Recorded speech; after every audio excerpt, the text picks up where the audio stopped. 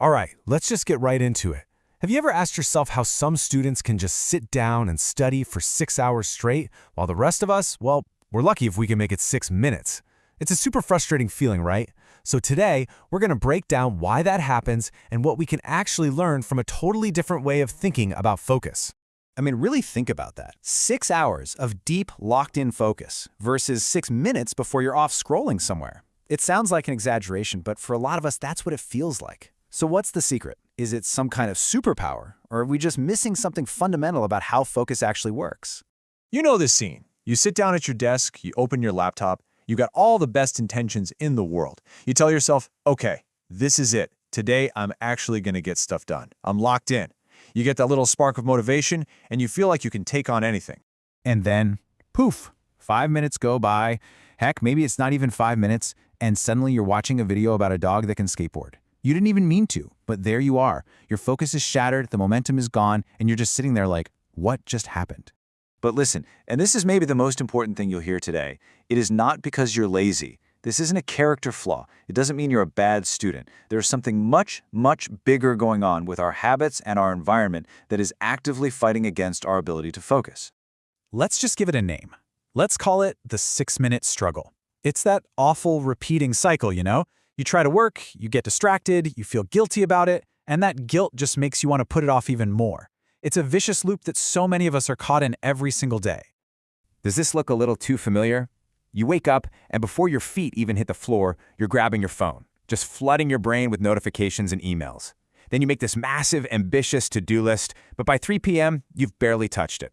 Then comes the guilt, which just leads to more procrastination, which leads to that frantic, late-night cram session. It's absolutely exhausting.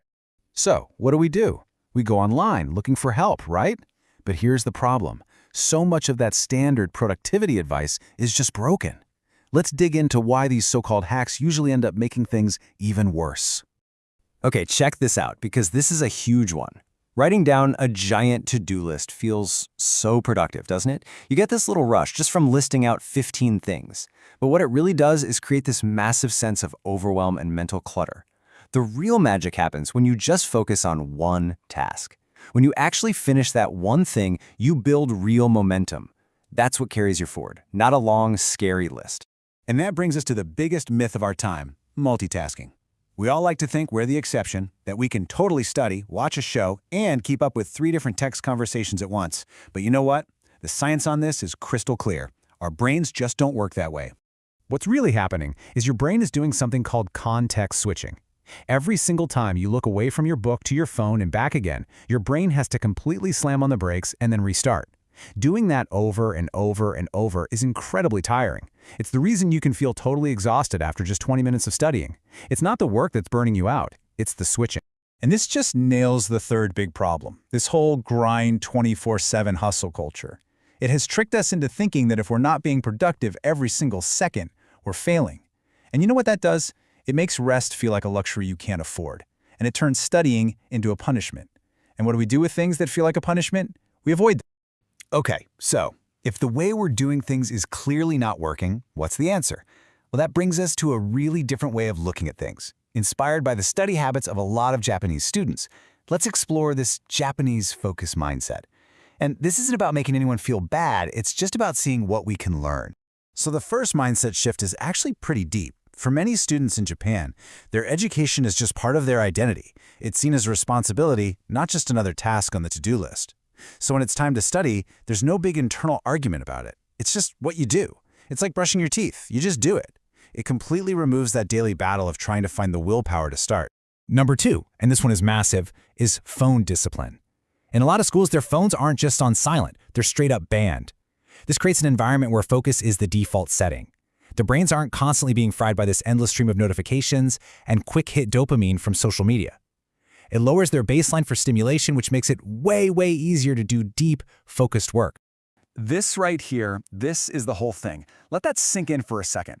We aren't bad at focusing. We are chronically overstimulated. Our attention spans aren't broken, they're just completely overwhelmed. Seeing the problem this way changes everything. It's not a you problem, it's an environment problem. And the third piece of the puzzle is structure. Instead of sitting around waiting to feel motivated, they schedule fixed blocks of time for studying, same time every single day. This totally flips the script we're used to.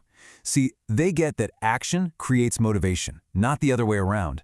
You don't wait for the feeling to show up. You do the thing, and the feeling follows. So the big question is, how do we actually use this stuff in our own lives, without moving to Japan? Well, we can take these big ideas and boil them down into a super simple 5-step action plan that you can literally start using today. Here it is, nice and simple. Step 1, phone jail. And yeah, I mean literally put it in another room. If that feels scary, it just shows you how much power it has over us. Step 2, set a fixed study time. Step 3, just one task. No more giant lists. Step 4 is study ugly. We'll talk about that in a second. In step 5, actually respect rest. See it as part of the work. Okay, let's talk about what study ugly means, because this is a trap almost everyone falls into. It's when you waste an hour trying to find the perfect study playlist or making your desk look aesthetic for Instagram, you're chasing perfect vibes. The goal is the complete opposite. It's about studying even when you're tired, studying when your desk is a mess, studying imperfectly, because imperfect progress is so much better than perfect procrastination. And I just want to pause here for a second. If you've been struggling with this, please hear this. You are not broken. You are not lazy. You are a human being with a regular human brain trying to operate in a world that is literally designed to hijack your attention. This is supposed to be hard. So where do we go from here? Look, instead of trying to change your entire life overnight, let's just end with a simple, super low-pressure experiment.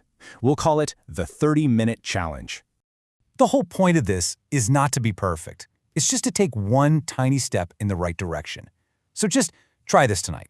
That's it. No big commitment, no pressure at all, just a little experiment to see what happens. Here are the rules. Super simple. Just 30 minutes. That's it. You pick one, and only one, task to work on, and you put your phone in another room. And here's the best part. If you do it tonight but you completely mess up tomorrow, cool. No big deal. We just go again the next day. This is about building a habit, not getting a perfect score. So what's the real takeaway from all of this? It's that you're not behind, you haven't failed, you are just learning how to live and work and focus in a world that is constantly trying to pull you in a million different directions. And just starting to learn, that's a win all by itself.